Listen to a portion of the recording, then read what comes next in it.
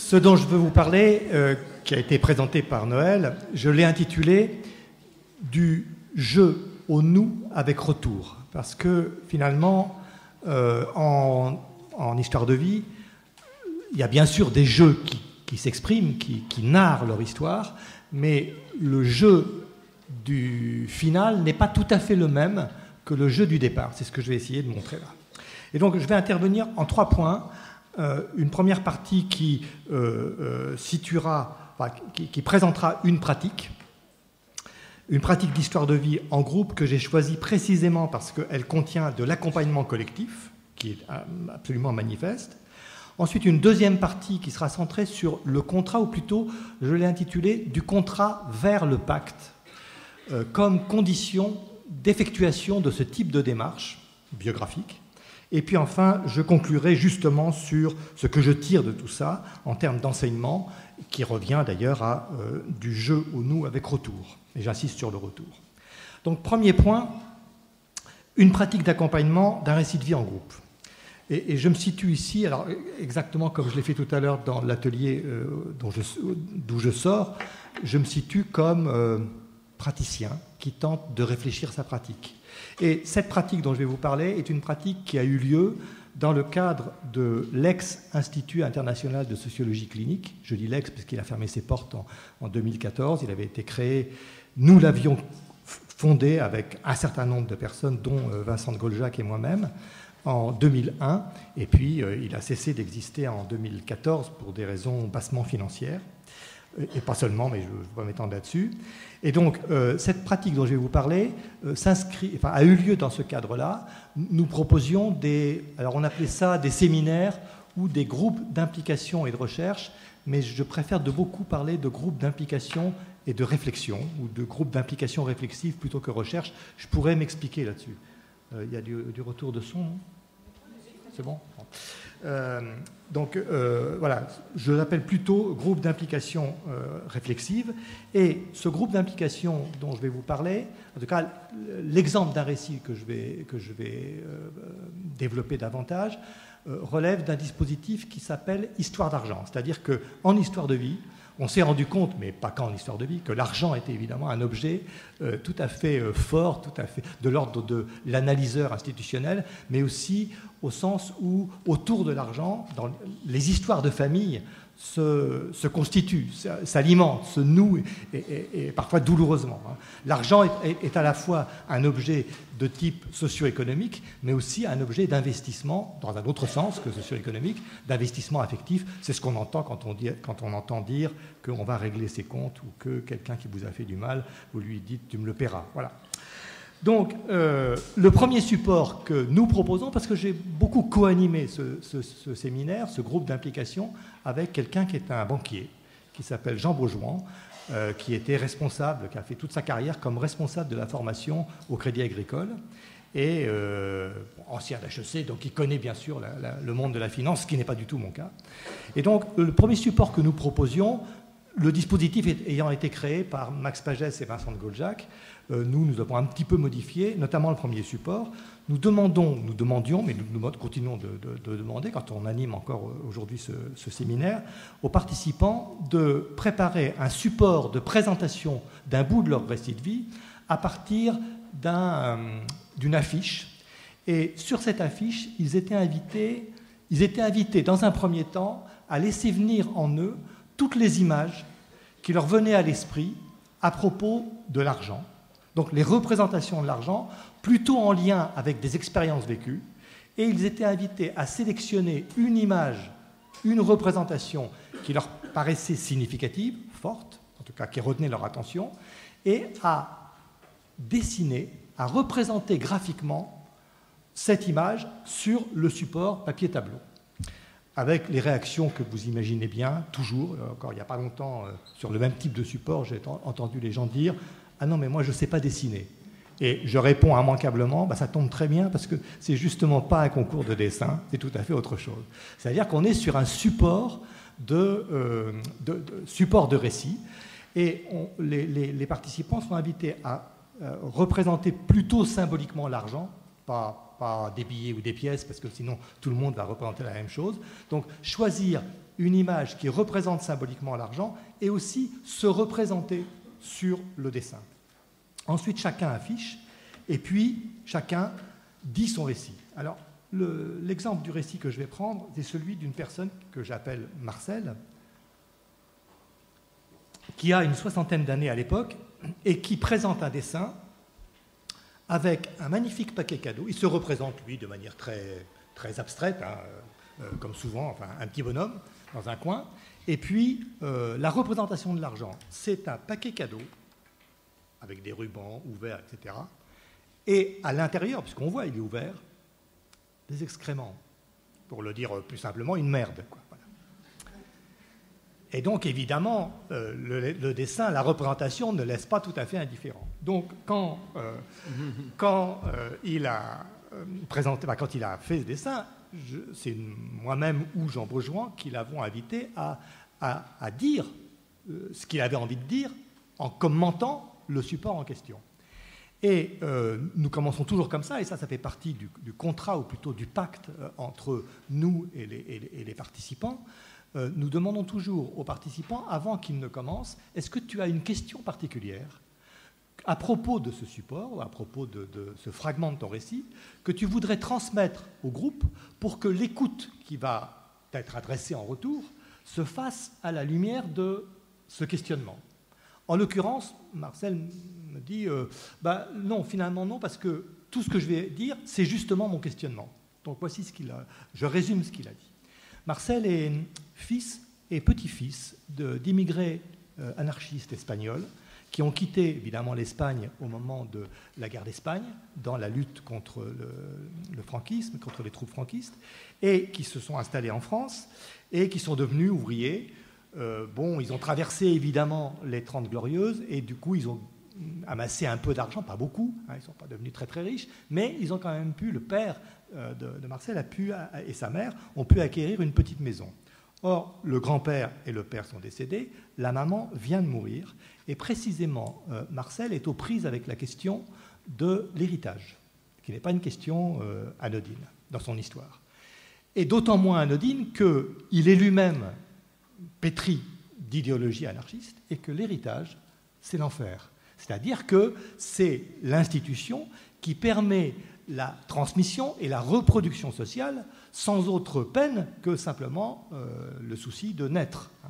Et donc, évidemment, il est très hostile à l'héritage et sa grande tentation, c'est de refuser l'héritage. Mais en même temps, il est confronté à un dilemme, c'est que d'un côté, il voudrait refuser l'héritage et de l'autre, il a toujours rêvé, à sa retraite, d'acquérir une petite maison avec vue sur la mer, un petit appartement avec vue sur la mer. Et évidemment, l'héritage lui permettrait de réaliser son désir. Donc le dilemme, il est entre la conviction, le credo politique, idéologique, et puis le désir personnel. Et voilà. Donc il livre le questionnement, il est là. Le groupe entend tout ça. Et ce qui m'intéresse là, c'est que nous avons fait, Jean et moi, très peu de retours. C'est le groupe qui a accompagné. Et c'est souvent comme ça, nous nous efforçons de procéder de cette manière-là. Ça se traduit très concrètement par le fait que sur les retours, nous parlons toujours en dernier, pour ne pas plomber l'affaire. Et donc, un premier intervenant dit, mais est-ce que tu es le seul héritier ? Est-ce que tu as des frères et sœurs, voire des enfants ? Réponse de Marcel, enfant unique, et lui-même n'a pas d'enfant. Donc, il est effectivement le seul héritier. Un deuxième lui dit, est-ce que tu sais ce qui va se passer si tu refuses l'héritage ? Réponse de Marcel, pas trop. Et à ce moment-là, un troisième intervient qui, lui, a un peu plus de culture juridique, semble-t-il, et qui lui dit, moi je vais te dire, si tu refuses l'héritage, cet héritage va être déclaré vacant, il va y avoir vacance d'héritage, et c'est l'État qui récupérera le bien.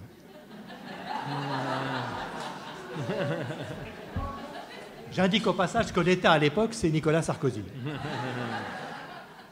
Une autre remarque avait été faite, d'ailleurs, quelqu'un lui a demandé s'il avait parlé à sa maman, parce que la maman vient de décéder, mais s'il avait parlé de son désir d'acquérir une maison. Et effectivement, il en avait parlé, et sa maman, qui elle-même était héritière aussi de l'idéologie anarchiste, lui avait dit, tu devrais accepter l'héritage pour réaliser ton rêve, c'est-à-dire avoir ce petit appartement. Voilà, j'en reste là pour l'instant, je dirai la suite après. parce que j'ai revu Marcel un an après, hein. Sur le moment, il ne s'est rien dit de plus. Et en tout cas, la décision de Marcel par rapport à la question de l'héritage, son positionnement vis-à-vis de l'héritage, nous ne l'avons pas su au moment du séminaire, je l'ai su plus tard. Et je vous dirai ça tout à l'heure. Simplement, j'aborde mon deuxième point, la question que je nomme en ces termes, du contrat au pacte, comme condition de réalisation de ce type de démarche.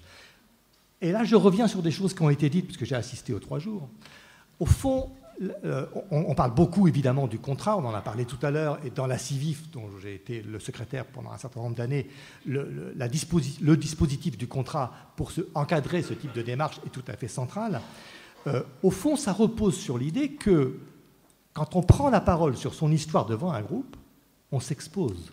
C'est-à-dire qu'il y a une vulnérabilité, qui n'est pas un handicap, etc., mais on va dire des choses très impliquantes de soi, et on s'expose. Alors je pourrais résumer à la serpe les 2 risques auxquels on s'expose, qui sont symétriques. On s'expose d'un côté au risque de la violence, de la démagogie et de la séduction, de la part des retours, de ceux qui écoutent et qui vont faire des retours, et puis aussi de l'accompagnateur officiel ou de l'animateur officiel. Et puis on s'expose de l'autre côté, à la violence du jugement de valeur dépréciatif sur le récit, c'est-à-dire aussi sur la personne, les 2 n'étant pas contradictoires. En tout cas, j'ai en tête, alors je ne vais pas donner de nom, mais j'ai en tête des pratiques qui ont eu lieu, où, parce que ça existe, ce n'est pas le cas de tous les marxistes, mais il y a des marxistes où il y a du marxisme sot, qui considérait la dialectique comme devant casser des briques, et au nom de la dialectique, on faisait dire son récit à chaque participant, et puis si par mésaventure, ou je ne sais pas, par aventure, l'un d'eux était croyant, catholique, eh bien, au nom de la dialectique et de la critique à coups de marteau, comme disait Nietzsche, qui n'était pas marxiste, à coups de marteau contre la religion, eh bien, on dénonçait cette aliénation honteuse, sachant que pour les marxistes durs, la religion, comme disait Lénine, c'est l'opium du peuple. Et donc, évidemment, pour les narrateurs, c'était une violence extrême. Et donc, il y a quand même toujours ce risque a priori, et pour apporter une parade, pour empêcher que ces risques ne se réalisent, évidemment, le dispositif du contrat a été mis en place. Alors, très très vite, le contrat, je le propose toujours en amont de la réalisation, enfin de la mise en œuvre des récits, avec des clauses que je propose moi-même. Je rêve toujours que ce soit construit par le groupe, mais en fait, c'est quand même une proposition de la part des animateurs. Première clause de volontariat. Évidemment, c'est extrêmement important, et ça pose la question de dans quel type d'institution on met en place ce dispositif. Et évidemment, ça pose la question des publics captifs à qui on propose du récit de vie et qui n'ont pas nécessairement choisi de mettre ça en œuvre. Dans le cadre de l'Institut international, enfin, l'ex-Institut international de socioclinique, les gens étaient tous volontaires, ils s'inscrivaient volontairement, personne n'était contraint.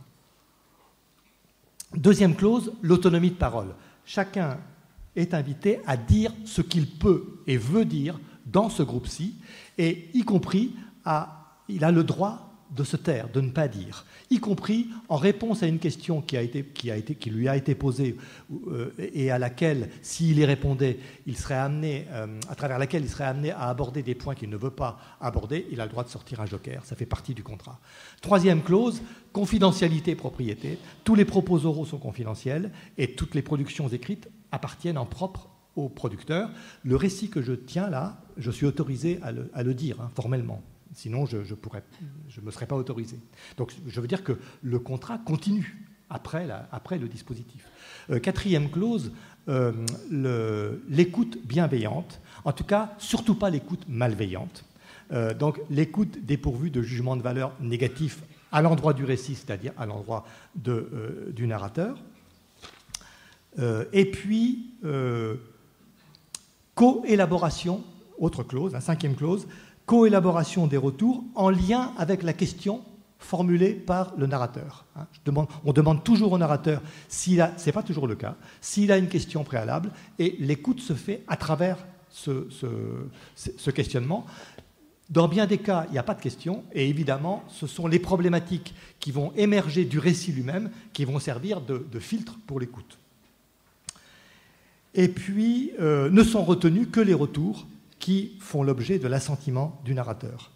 Et enfin, j'ajoute assiduité, ponctualité. Alors si j'insiste sur tous ces éléments-là, c'est parce qu'au fond, pour moi, ce n'est pas le contrat qui est le plus important, c'est la dimension du pacte. Or, le pacte, ce n'est pas un ensemble de clauses qu'il suffirait d'appliquer pour que l'on soit dans les clous du pacte.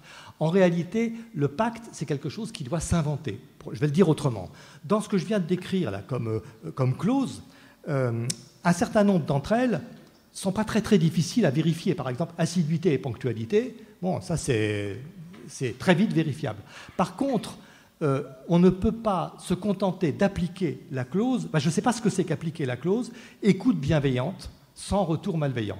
Autrement dit, c'est à chacun d'inventer sa propre manière de mettre en œuvre, de faire vivre cette visée, parce que c'est une visée, ce n'est pas une clause contractuelle, cette visée de l'écoute bienveillante. Et c'est la différence, c'est une des différences que je fais entre pacte et contrat.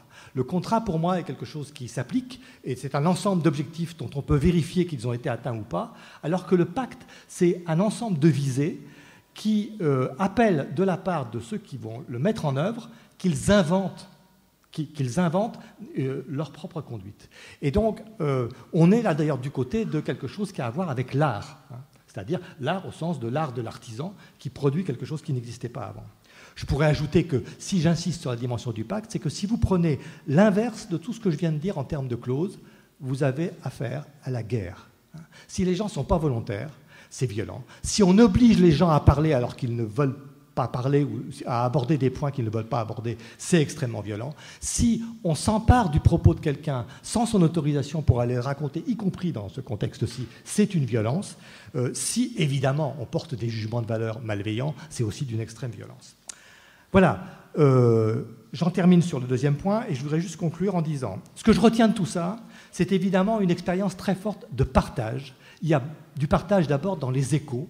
Alors, bien sûr, il y a des groupes, on pourrait presque dire qu'ils sont unis par des similitudes de récits. Par exemple, je pense à un groupe que j'avais animé il y a quelques années, où tous les gens avaient dans leur histoire de famille eu affaire avec la guerre de 1939. Alors, tantôt, il y avait des gens qui avaient eu des ascendants résistants, c'était les plus faciles c'est ceux qui ont le plus de facilité à en parler, mais il y en avait d'autres qui avaient des ascendants qui avaient été collaborateurs, et puis il y en avait un autre qui était allemand, dont les parents, dont probablement, parce qu'en fait il y avait du secret autour de ça, dont probablement un des membres de la famille, plusieurs peut-être même, avaient été dans l'armée allemande, et évidemment c'était tu, parce que ce n'était pas franchement un objet de fierté.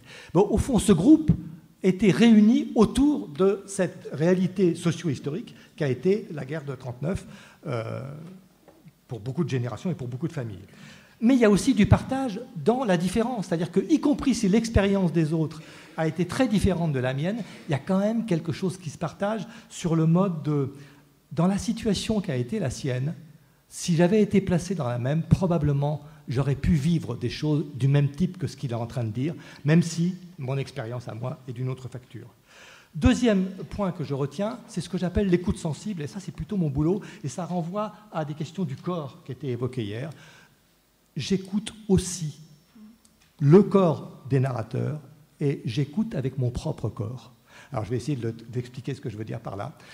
Bien sûr, je ne fais pas de séparation stricte entre, comme le faisait Pierre, entre le mentalisme et le corporel. Pour moi, les deux sont liés. Et quand j'entends un récit, j'entends bien sûr du matériel verbal auquel je prête beaucoup d'attention, mais je suis très attentif au ton, au timbre, au rythme de voix, à la hauteur de voix, aux postures physiques, et je suis attentif à ce que je ressens, moi, corporellement aussi. Et ces éléments-là me font parfois saisir une écoute qui me paraît plus profonde que la seule écoute centrée sur le matériel verbal.